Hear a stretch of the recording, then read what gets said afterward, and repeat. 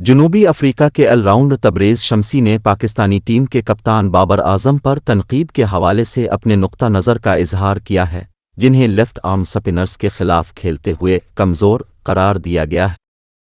एक मकामी media channel को इंटरव्यू देते हुए तबरेज़ शम्सी ने बैन अल-अक़वामी क्रिकेट में 50 की औसत बरकरार रखने पर कौमी टीम के कप्तान की तारीफ करते हुए इस ख्याल की तरदीद की कि इस तरह का कारनामा अंजाम देना किस तरह कमज़ोरी में शुमार किया जा सकता है।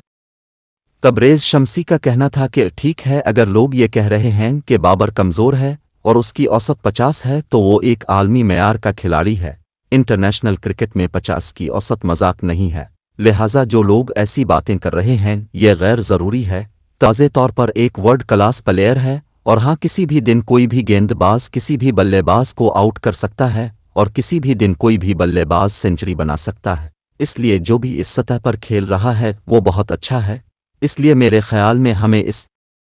की ज़रूरत है कि उसकी तारीफ करें।